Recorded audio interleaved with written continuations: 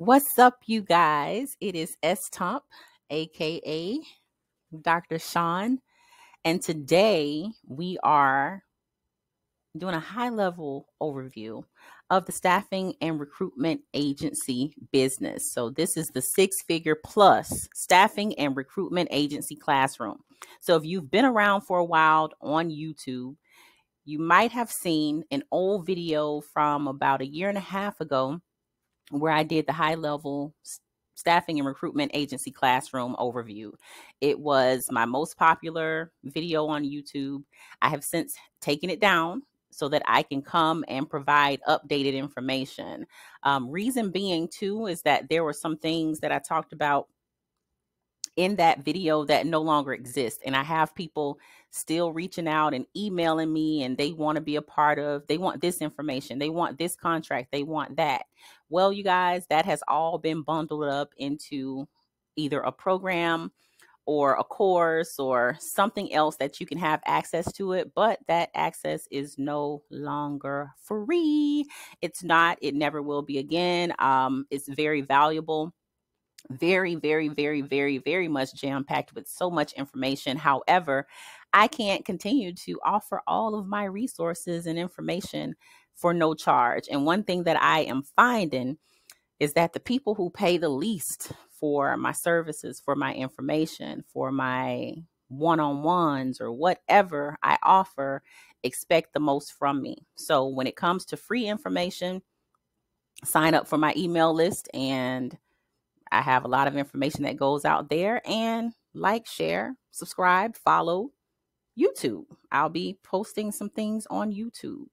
But when it comes to that Google Drive and contracts and all the back office things that you want to know about starting a staffing and recruitment agency, and not just starting it, but operating it to the point where it generates 6 figures plus, you are welcome to grab a one-on-one with me. You're welcome to join my programs. The programs are not for everybody. So I do have a screening process in place, because there are certain things that you need to come to the table with before I take you on as a client. If you don't know how to incorporate an LLC or get an EIN number or those type of things, that's not what I'm interested in teaching. I have the resources available, the inside of the drive and inside of the materials that will teach you that. But I would say that a one-on-one, paying for a one-on-one or paying to be in my program would not serve you, because I focus on more of an intermediate to advanced level of operations and scale versus very bottom startup level. So I just want to let y'all know that right now. So let's jump right in to this 6-figure plus high level overview of the staffing and recruitment agency business. Again, my name is Shawn Thompson, and I am the owner of Care Dynamics, which is a staffing and recruitment agency. So the definition of a staffing and recruitment business: essentially, we have clients who need to find talent. So we match great talent with great organizations. On the high level, that is what you're doing. Staffing and recruitment are different, so I want you to keep that in mind. However, both can function within the same business. So by definition, my definition of the staffing and recruitment business is we are in the business of supplying talent to amazing organizations who need resources in the form of human capital, in the form of people. They need amazing executives. They need amazing professionals and intermediate level professionals, from C-suite to labor workers, what have you. You are supplying workers for the demand and the need in the workforce from amazing companies. The overview of the staffing industry's significance is this: even though COVID caused a tremendous change in how the workforce functions, you were seeing a whole lot of remote roles, and then now those remote roles in some industries are going away and people are returning to the office. irrespective of the industry, irrespective of what's going on in the marketplace with COVID and other things, politics, what have you, there will be an ebb and flow of the need of talent for each organization. So it is your job as a staffing industry professional to pair talent with great workforce, great workplaces, marrying the two, and that is the meat of the industry.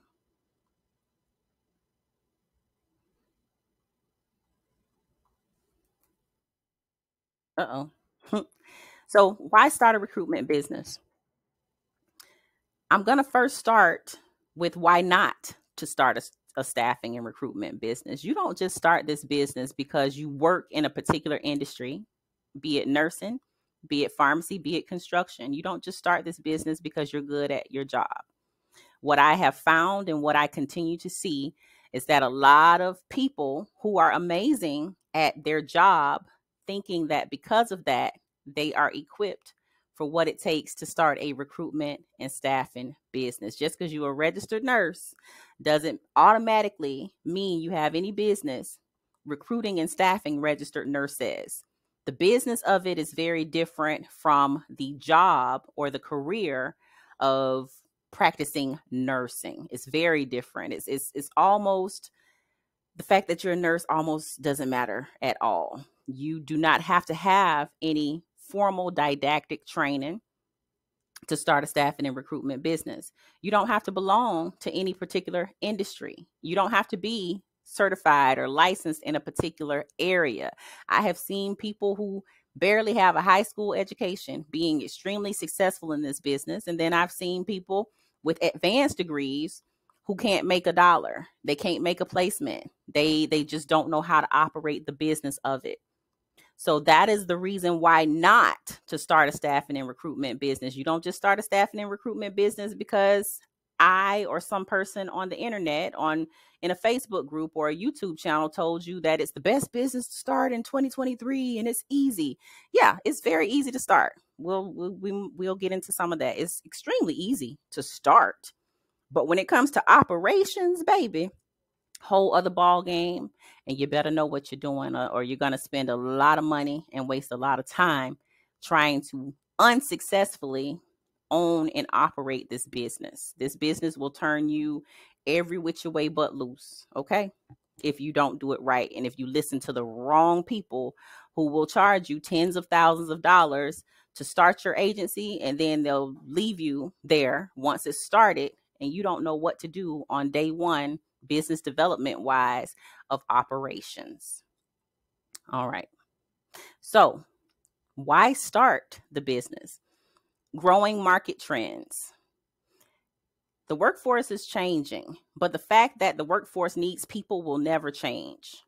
So, as the workforce changes, as AI comes out and they're screaming, oh, AI is going to replace this business and it's going to replace these people, not necessarily. It's going to cause shifts and changes and pivots within the business, but there's going to be always a need for people in certain industries. For example, I'm in the healthcare industry, particularly in the pharmacy niche, managed health niche, managed care niche, pharmacy benefits management niche. All right. It ain't going nowhere anytime soon. The way that we practice healthcare, the way that we practice pharmacy, the way that we operate as registered nurses, the way that we operate as physicians and other types of healthcare providers, the way that we pay out the pharmacy benefits, even that may change. But the fact that we need people to impart these changes will never change. So therefore, it's my job to supply the right professionals to my clients. Same thing with construction. Same thing with trucking. There are so many changes happening in the trucking industry, but that is never going to change the need for truckers. You have all the headlines coming out that Tesla and Ford and all these people are making self-driving trucks. Today, though, that has not become commonplace. They have not been able to replace the truck driver.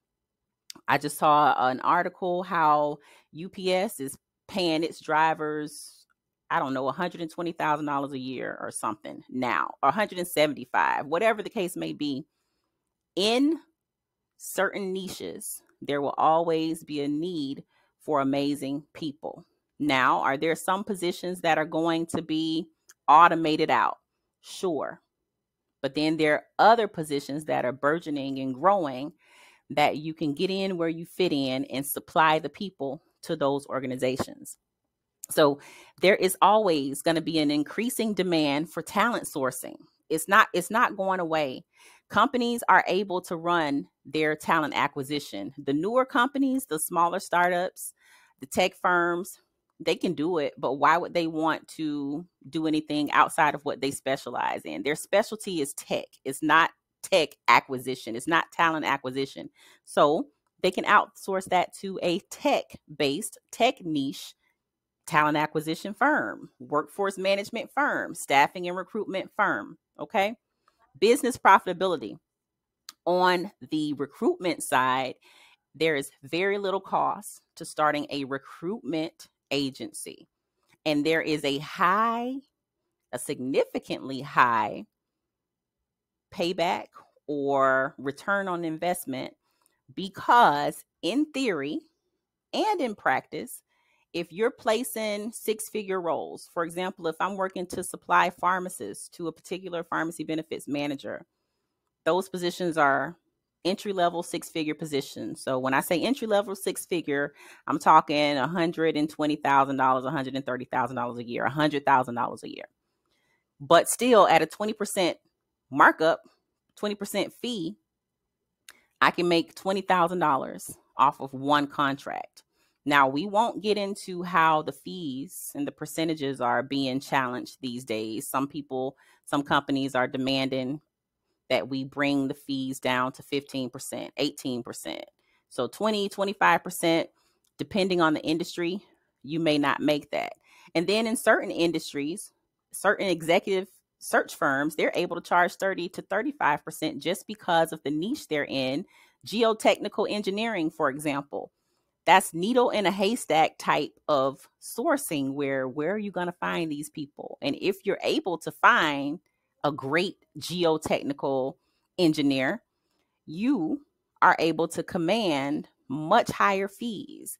Veterinarians are in high demand these days, and their salaries run the gamut because there are clients out there that are willing to let the veterinarians write their own ticket. So of course, the higher they negotiate their salary, the more we're able to charge.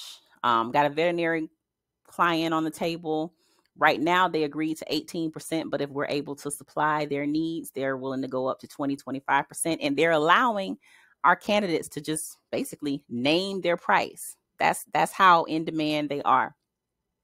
So the business profitability is a great reason to start this business.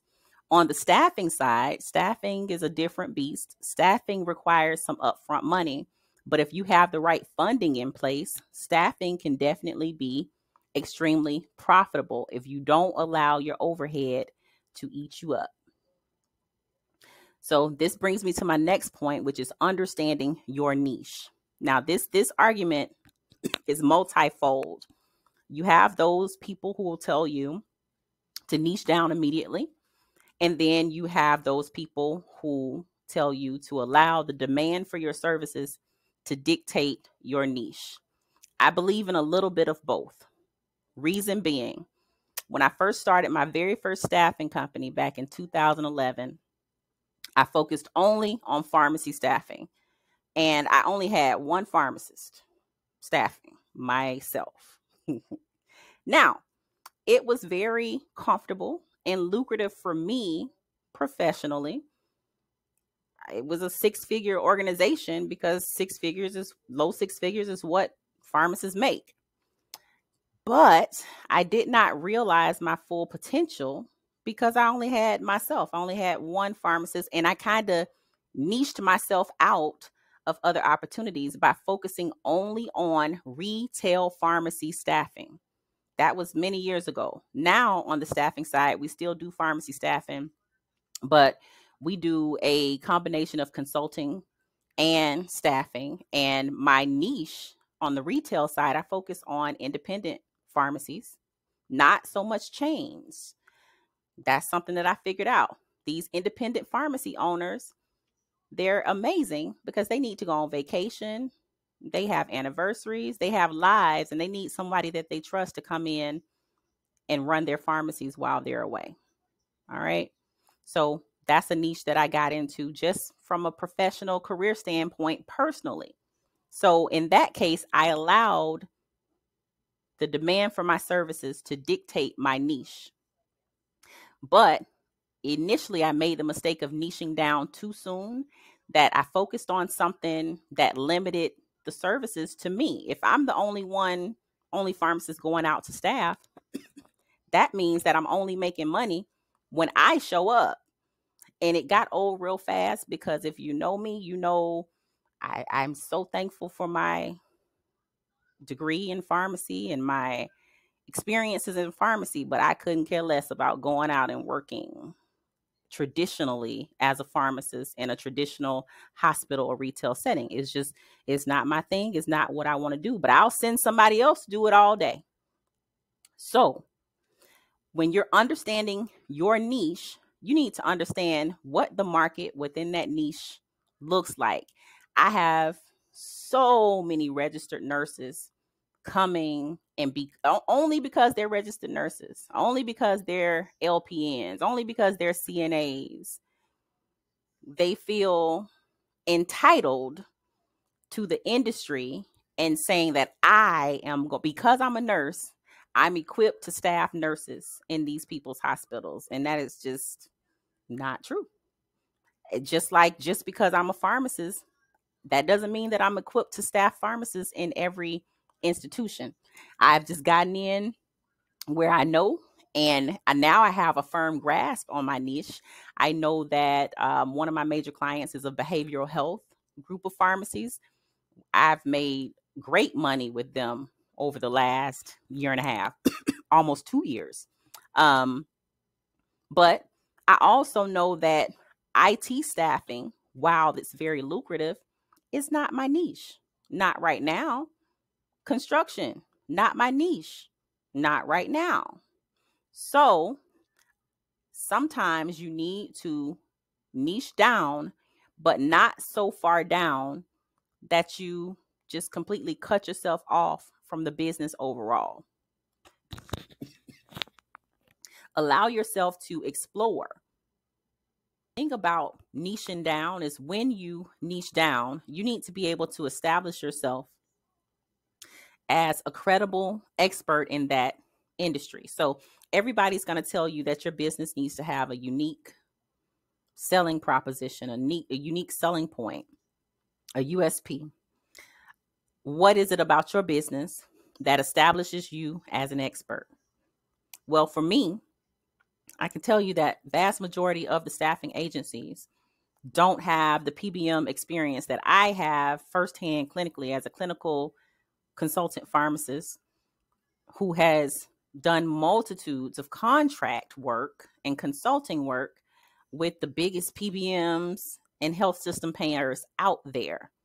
So when I niche down, when I talk about PBM, managed health, managed care, pharmacy, blah, blah, blah, essentially my niche is health insurance. My niche is the health insurance marketplace. You don't hear that very much. You hear a lot about IT niches. You hear a lot about healthcare niches. But my niche is very intricate, and it's based off of my credibility and my expertise as a clinical pharmacist.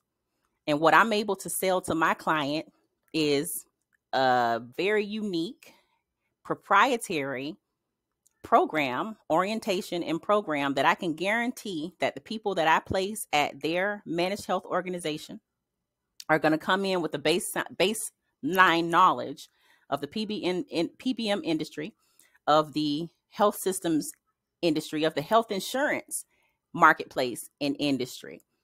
That's my niche. That's what I have been able to focus on, and that's where I focus my marketing efforts. Now, do I focus on other niches from time to time? Sure.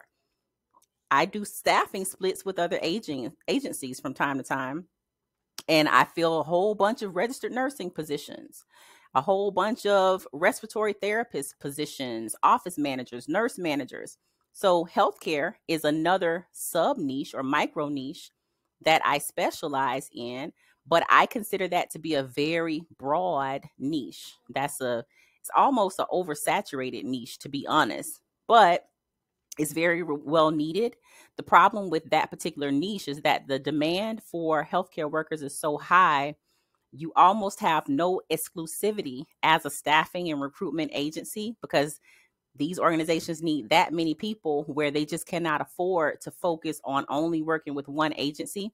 So you may have 30 different agencies working with the same client on the same roles, and I don't want to say polluting, but polluting the pipeline, which flooding the pipeline with a whole bunch of candidates that are not qualified. They're just focusing on volume, deliver candidates, not caring about whether or not these people are qualified to go into the role. So I'll make a whole nother video about niching down, but high level overview. Make sure that when you get into this business, you understand your niche, but that you don't niche yourself out of opportunities too early. Okay. Off my soapbox on that.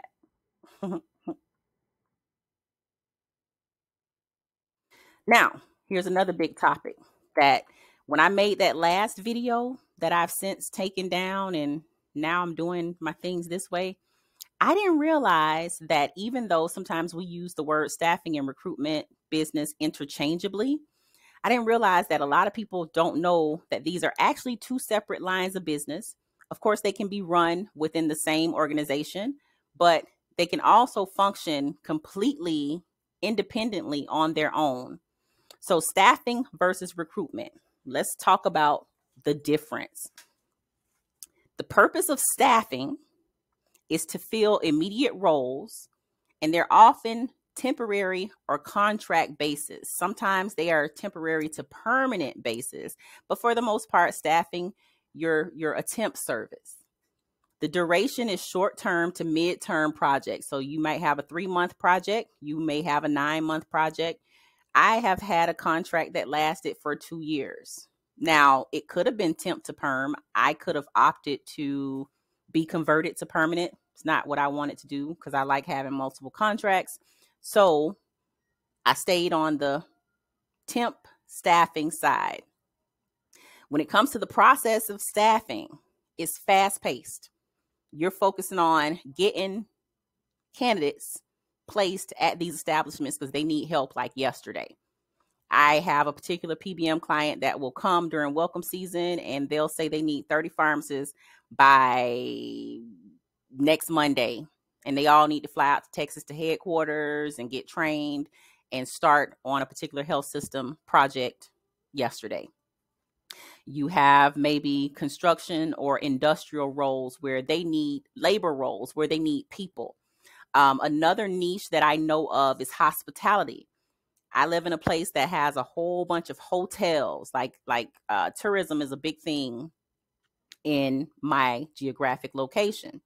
And you have conferences that people come from around the world to specific hotels in my geographic locale to have their annual meetings, to have conferences. Well, there are talent agencies and hospitality based recruitment agencies or staffing agencies that focus on staffing those events. So event staffing is a niche. So the example is a company needs 10 customer service reps for a 3-month project. You might see this with certain retail industries during Christmas time. They need more people on the phones and filling orders.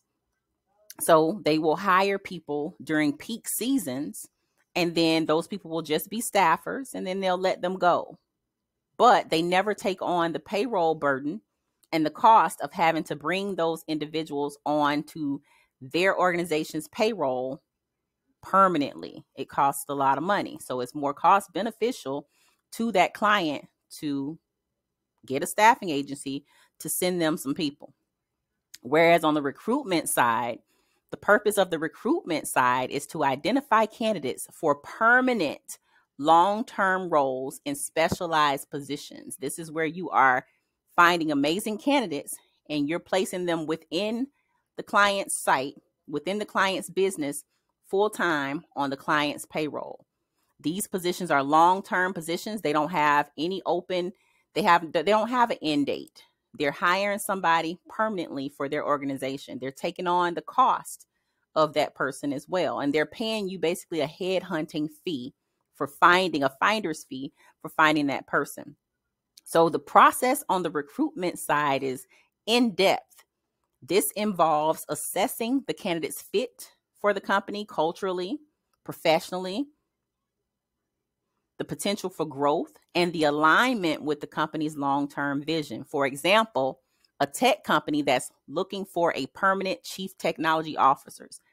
Filling that type of position, it might take you 9 months to fill that position because they're going to go through extensive vetting facilitated by you to find the right person for that role. It might take you 9 months. On the optimistic side, it might take you 9 days. It just depends on the market, but your pay depends on how fast or not you can find that person. Staffing is you're making money off of every hour that you send people in to work. So that's more of a steady stream of income, even though it's more money up front because you got to pay the payroll. You got to pay the people that you send in. Recruitment, you might go 3-4 months without making any placements. The whole time you're working your tail off to submit candidates. And it all comes down to whether or not your candidate is interviewed and given an offer by that client. You don't make any money for the most part up until that point. That's called contingency-based recruiting. There's also executive search recruiting. If you are highly specialized and skilled, you can charge a retainer and tell the potential client, hey, I want to be the only agency, recruitment agency on this project exclusively, and you need to pay me half up front before I even find the person. You need to pay me a retainer to even start the search. Those searches, those firms are out there. They do an amazing job, but I wouldn't say that the average person can offer executive search and retained search. It's a highly skilled field. It's not even something that I'm an expert in. There's something coming up that I'm working on now that will kind of put me into the retained search space. But I'm not going to lie to you and say I just came out of the gate as a retained search firm. I didn't have the credibility to do so. Now, with some things that I have already done, improving myself, I have the ability to do that. So we're moving into that space. And then there's the concept of recruitment as a service. We won't talk about here, but there are so many ways to do staffing and recruitment. It just needs to be known and understood that staffing and recruiting are different.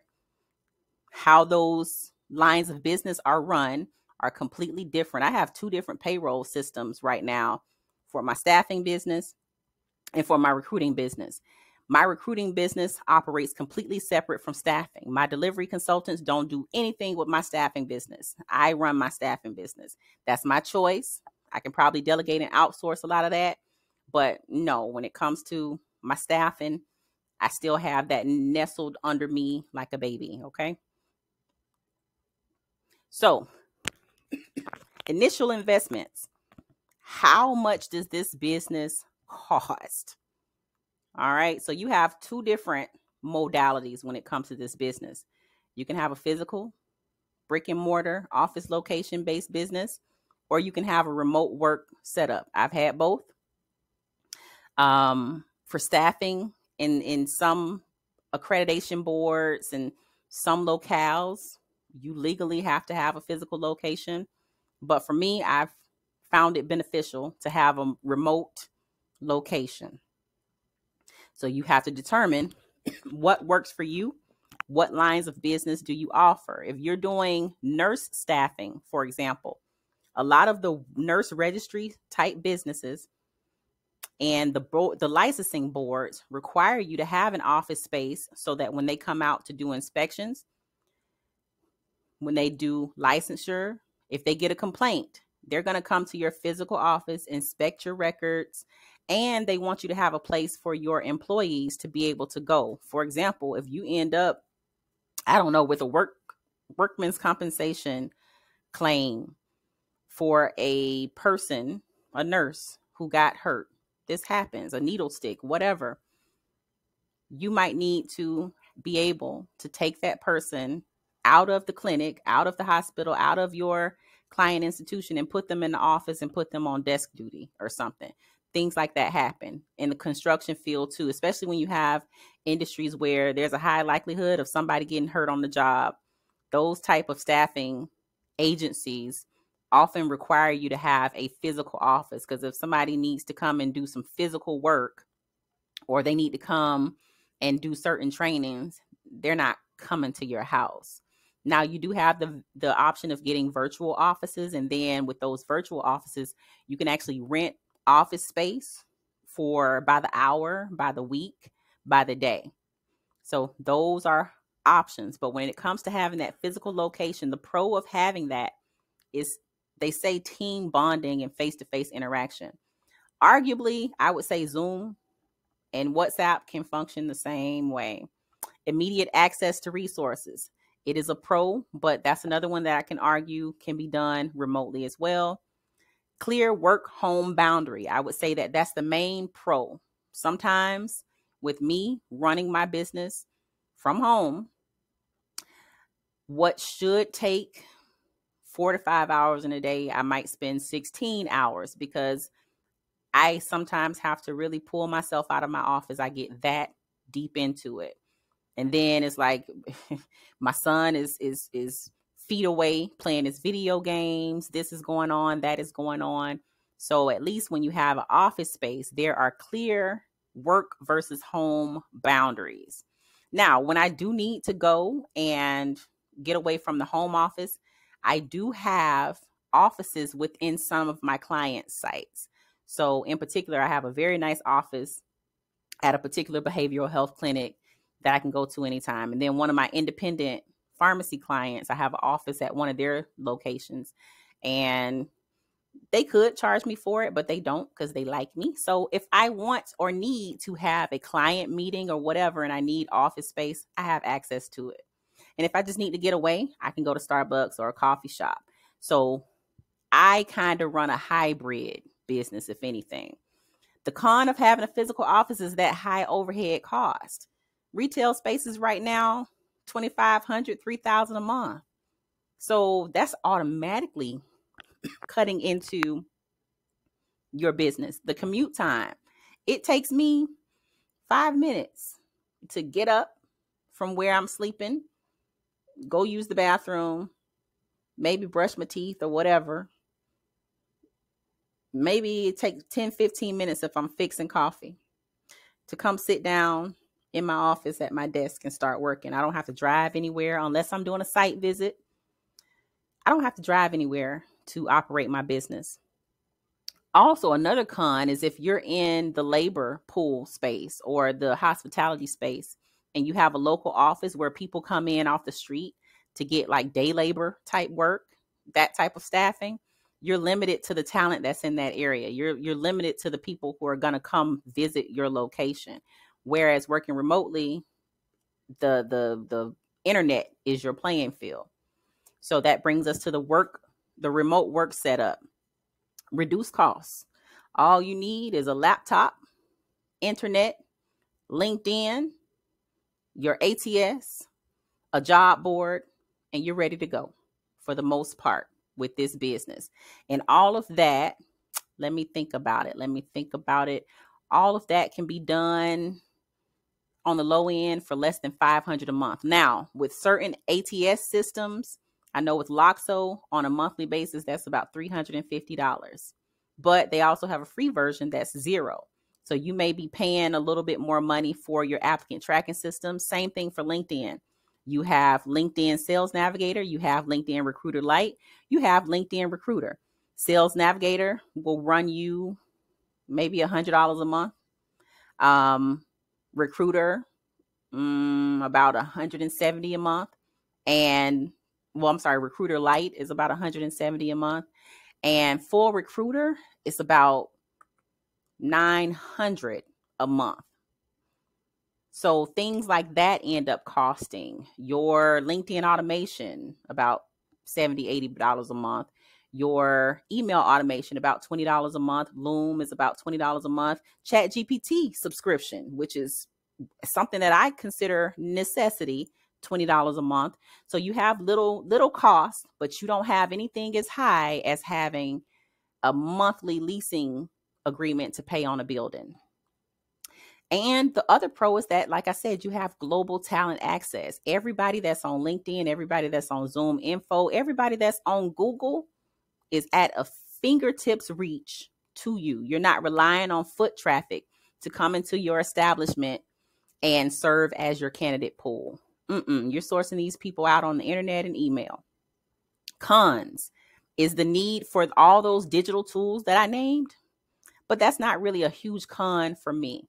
Because even if you had a physical office, you would have the burden of the physical office, plus you still need those digital tools. The potential for isolation. That could be a con for some people. I had a potential nurse manager candidate that I was interviewing last week. And I asked her whether or not she was open to remote work, on-site, hybrid. And she was like, I want to be on site. I need to talk to people. I need to be on site. Okay, girl. Potential isolation is not a con for me. I don't need to see you, talk to you. I can sit in my office alone with my music and completely entertain myself. Okay. Another con of remote work setup is time zone challenges. But I would argue also that can be a pro because, like I mentioned on another video, is my delivery consultants are in the Philippines. They're 12 hours ahead of me. Therefore, it allows me to extend my business hours a bit. Now, the challenge of that is being able to coordinate the fact that when it's 9 o'clock in the morning for me, it's 9 p.m. for them and they might be sleepy. But my girls are really, really good as far as being flexible with their work schedules. I offer unlimited PTO. I offer flexibility in their schedules because they do their work. They are worth having extreme flexibility. So the time zone challenge really isn't a challenge for us at Care Dynamics at this moment. Legal and compliance aspects. Business licensing and registration varies per state. I have people coming to me all the time, consulting wise, and they want me to tell them how to run a business in North Dakota, California, Texas. I have a student in Kansas. That's not something that I'm interested in doing. I don't live there. I don't have residency, don't care. But the guidance is there for you. You just have to know how to go to the various regulatory boards in your locale and find out what is required for you to run your business.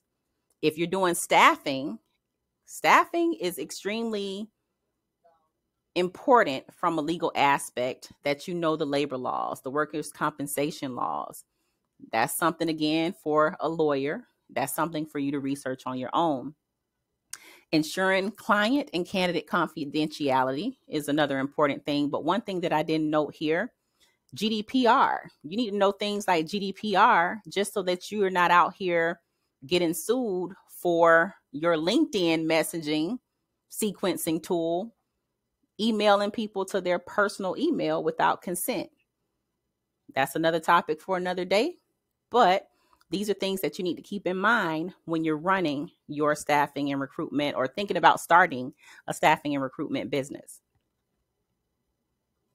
Now, developing your business strategy. This topic alone, man, it would not be able to do it justice in a video. Barely can do it justice in a one-on-one because it's multifaceted, multi-layered. But for the purpose of this video, you need to start out setting clear business objectives. Who are your clients? Who are your candidates? How are you going to nurture both sides? What will be your specialty? Are you going to be running staffing and recruitment, or staffing or recruitment? You need to be very specific about what it is you're doing. If you're starting a staffing and recruitment business, you need to focus on staffing and recruitment. I have people who come and say, I want to start a staffing business. I'm a registered nurse. I want to start a staffing business, but I also want to offer utilization management consulting. And it's like, okay, which one do you want to do? Because if you want to do staffing, I can help you with staffing. I'm not tapping into your utilization management consulting. Now that's different lines of business. Arguably, that's a different business altogether. So in order to be successful from a business strategy standpoint in this business, you need to be laser focused. There are so many other business add-ons that you can offer, different services. But when you come and you start this business, you need to be laser focused about staffing and or recruiting only. That's it. That's it. Until you get to a point where you're automated, you're systematized, and you can delegate, you need to be focused only on this business to own and operate this business. Establishing your unique value proposition. Again, what are you offering? Who are you offering it to? And why would they want to work with you over the countless amount of firms beside you that they're probably already working with? Where do you fit in?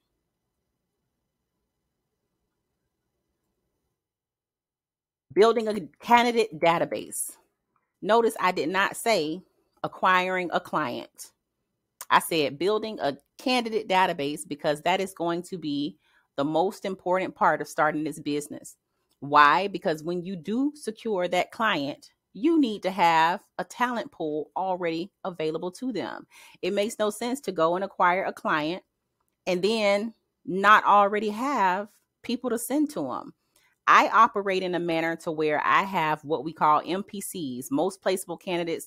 I go and acquire clients utilizing already having candidates. There was a particular role that I recently filled, and the way that I was able to fill it is because I already had the candidate that I wanted to put in position. So I was able to get her information, figure out where her goals are, what her salary requirements were.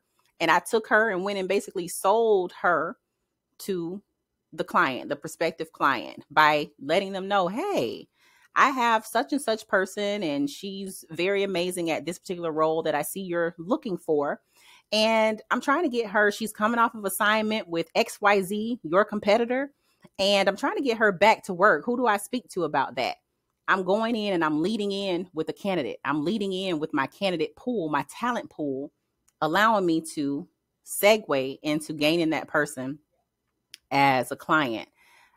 There's the reference check method. You can get clients using a reference check. Those are some of the things that I teach. But in the beginning, with this business, you need to know where you're going to get the talent from. Strategies for getting that talent. It could be LinkedIn, of course. It can be online methods. But you also want to partner with universities, nursing schools if you're doing nursing, veterinary schools if you're searching for veterinarians, engineering schools if you're doing engineering. You need to form partnerships with those universities so that when their new grads come out, they know to send their new grads to you. You can be hosting job fairs on your own. You can do physical job fairs or online job fairs. And of course, you want to be going to networking events. In my locale, the Veterinary Society here had a national networking conference last week where veterinarians were coming nationwide. So guess who slid on out there and, rubbed elbows with the veterinarians, because I have a pet clinic that needs them. Marketing and branding.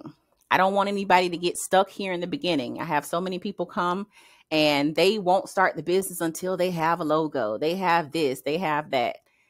It's important, but it can be changed. The most important thing that you need to do in this business is be able to get candidates and put them with the right clients. In the meantime, you're building your online presence. I would argue that, yes, you need a website because of the job board, but your website can be very simple and only serve as an online source of credibility. Very rarely does a client really go to, they don't decide to work with you because of your website. They just use your website as a means to verify your web presence and your credibility. So do you want a website? Yes. Do you want a great website? Yes. But is it something that you should halt running your business because you don't have? No, you can run this business without the best website. Actually, some of the best websites are the most simplistic. I would argue that you need to have an optimized LinkedIn page is the most important part. Your branding and marketing, you're going to be utilizing job boards such as Indeed to do your advertising. Every job that you place out, it's an advertisement, essentially. It's an advertisement for your agency and your client. And there's a technique that I have for utilizing the job boards to source for candidates before you even land a client, because you have to start building up that client in that, you have to build up the candidate database before you go and get a client. So there's a particular methodology and a way to do that using job boards to market roles that you might not have picked up yet, but you're getting those candidates to apply and collecting those resumes to build your database. Building relationships with business. This is a relationship-centered business. It's a sales-centered business. People don't just start doing business with you oftentimes out of necessity and because your agency is so great. They do business with people that they like. So you're providing some other type of value or expertise oftentimes to the client before they decide to sign your contract and engage you. Pricing and revenue models. I touched on this a little bit earlier, but there are different ways to get paid in this business. Percentage of the salary. That is usually a contingency-based direct placement model. Flat fee. That is also can be contingency-based models. With a lot of our healthcare roles, it's not the fee that we're paid is not based off of a percentage of the person's salary.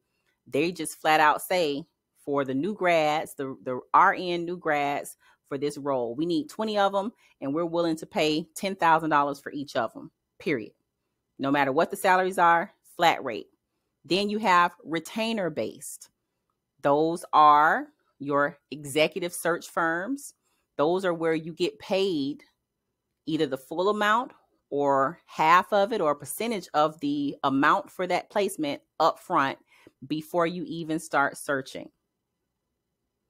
And obviously, another pay model from the staffing end is you're getting paid a markup of, say, 45% per hour per person for every person that you send out on a contract or temporary basis. So when you're evaluating your pricing and revenue models, you want to consider what the market rates are and have competitive pricing. I have a strategy in my trainings on how to do this, because you need to shop around and find out what other agencies in your niche and in your geographic region, what are they charging and how are they justifying what they're charging? You need to find that out before you just go out here and price yourself out of opportunities. Everybody comes to the table regurgitating the same, oh, I'm going to charge 20%. I'm going to charge 10 or 20%. And I ask them the same question. I had a lady come to me last week and she was like, well, I need to have my contract done before I start, before I get a client. No, you don't. Because what happens if you go to the table with that client and that client don't get, man, listen, these clients oftentimes don't give a damn about your contract. They already have a contract for you to sign and you either agree to it or you don't. And whatever contract you have, you better believe if they're a big enough company, they're sending it to their legal team. So your contract oftentimes is going to be based on what you sat down in your discovery call and negotiated and talked about with that client. So please stop thinking. I have people who haven't even started their agencies yet emailing me talking about they need contracts. Contracts for what? Between you and whom? And then they come and they say, yeah, I'm going to charge 25%. I'm going to charge 30%. I'm going to charge 20%. So you're going to walk away from the table if a client says that they're not paying you more than 18%. You're going to walk away if they're only charging 15%. Or are you going to go and make a new contract? You see what I'm saying? So you need to make sure that you are competitive and you don't sound silly when you're entering this business and you have these ideas that you're regurgitating because you saw it in a Facebook group that the standard is 20%, or somebody on another YouTube video is like, yeah, you're supposed to charge 20%. All right, sounds good. But that ain't always what happens in the real staffing and recruitment world, okay? Challenges and solutions. So challenge number one is attracting top talent. There are so many other agencies out there. And there's people looking for jobs, but then you have your best candidates being passive candidates. They're not looking for a job, so you're going to have to be able to sell them. So you got to be able to sell your client by speaking up all the amazing competitive benefits that client has, offering some type of skills development. I mentioned before that I'm in a particular pharmaceutical niche, health insurance niche, to where because of my own career and profession, I'm able to provide certain training and orientation to my candidates so that when they go for interview and when they start with certain clients, they have certain industry knowledge that they didn't necessarily come to the table with. So skills development is definitely an opportunity for you to attract top talent, because not only are you seen as a place for them to get a job, but you're seen as a resource for them to know how to properly put together their resume and optimize it for keywords based on what a client wants to see. They have the training. You provide them with the skills and training that they can carry forth. I'll give you another example that's not so much on the candidate side with my delivery consultants. One of them, she didn't really have any recruitment training, but I have provided courses and not just my materials, but materials from other providers, teaching her the business, teaching her how to do her job. And you know what she expressed that she's most grateful for? Even if she's not working with me, she's developing skills that allow her to be competitive in the Filipino virtual assistant marketplace. Skills that some others, she's worked for other companies that didn't teach her anything, she said. So when you can offer your candidates something more than just a job, they will be loyal to you and they will refer other candidates to you. Candidates are a huge source of information and opportunity, because when they're doing referrals for you, they can even tell you what's going on the client side so that you can acquire new clients. Challenge number two, changing market demands. The solution is to stay updated with industry trends. I'll give you another example. There is a particular health organization that we're already staffing for, but one particular hospital within that organization, they just changed CEOs. I want to build a relationship with that CEO for a particular reason. So I keep abreast of the news stories that come out about my clients. When something happens at this particular hospital system, I know about it. When something happens at this particular PBM and their competitors, I know about it.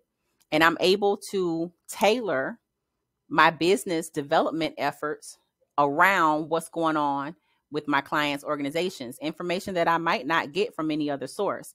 So I stay updated on the industry trends and the industry news and information. So back to that particular health system, they got a new CEO. He came from another state to my state, and he's the new CEO. And I wanted to work directly with him. So I was able to create a Dripify campaign that on the day that he took his office as CEO of this hospital, I sent a LinkedIn request that said, congratulations on your new role, Mr. So-and-so, blah, blah, blah. But he accepted my request. And now my Dripify, I have not checked it recently, but there's a sequence of messages that introduces myself and my organization, talks about how I already have been providing talent to his entire the big organization on a nationwide scale, but what specifically I would like to do with his particular site, and who I have some NPCs that I want to get placed there, who on the candidate side I'm already bringing to the table. So by keeping in contact with people, staying updated, it gives you an edge on what's going on in the market. Challenge number 3, client reliance. The solution is diversifying your client base. Some agencies have 1 or 2 big clients that keep them busy. But the problem with that is that, and excuse me for all the coughing that I'm doing, honey, I don't know what was in the air, if it's the new strain of COVID or what, but when my son started back going to school, something jumped on me and won't get off of me. So I am struggling with my windpipes here. So excuse me. But client reliance. If you have 1 or 2 clients that are supplying the bulk of your business, what happens if you lose one of them? So you want to always be sourcing for candidates, but you also want to diversify your client base so that you have a good mix of different clients from which you're doing business. I have my staffing side, my independent pharmacies over here. I have my PBM client. I have my behavioral health client.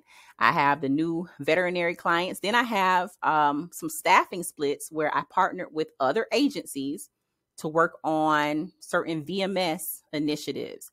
So I've diversified my client base to where my revenue is not coming from just 1 or 2 clients or 1 or 2 sources. So if I lost one, I might be sad, but I got some others going on that will sustain us.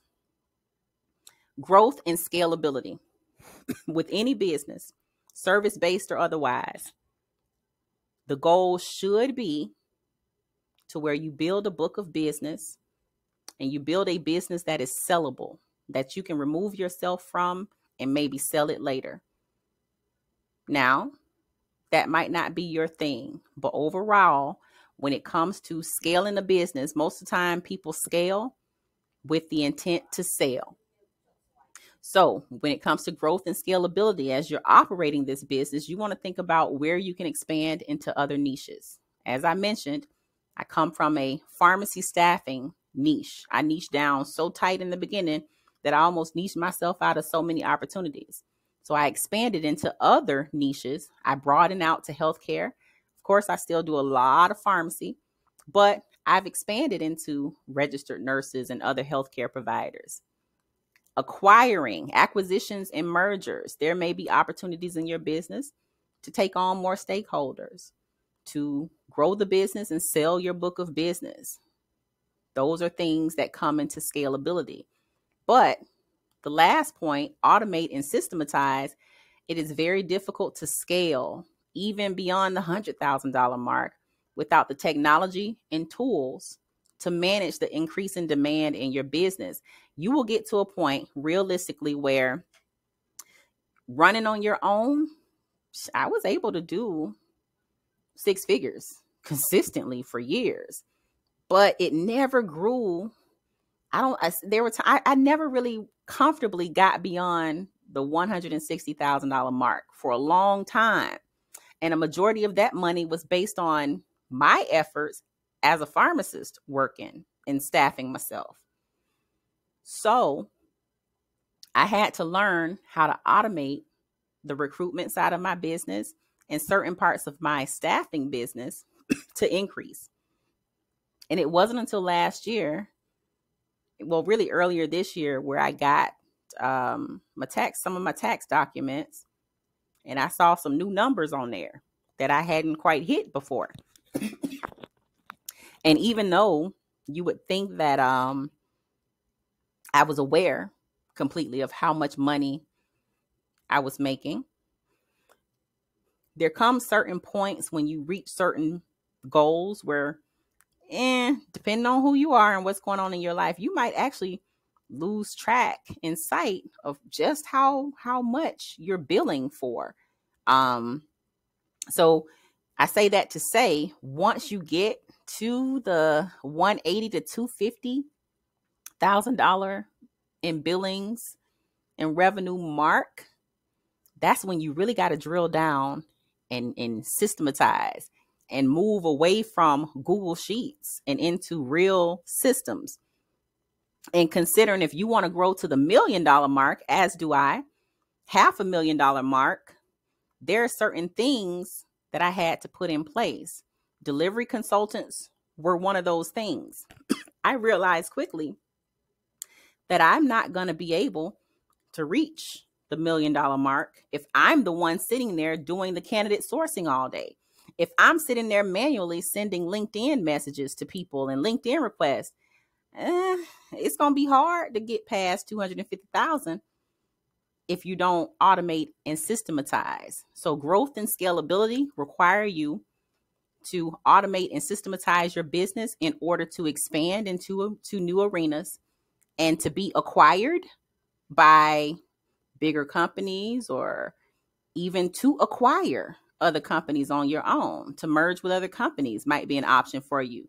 You can't do any of that without systems and automation.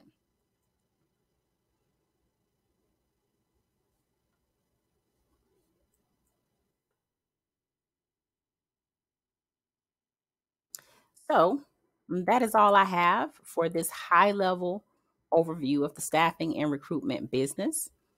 I hope that you enjoyed it. If there are any questions, the information will be down in the description on how you can potentially, because I don't work with everybody, but how you can potentially work with me, where you can access some of my resources and tools. And of course, like, share, subscribe, comment. Any questions that you have, let me know, and I'll see if I can produce some content around that subject matter. Be great.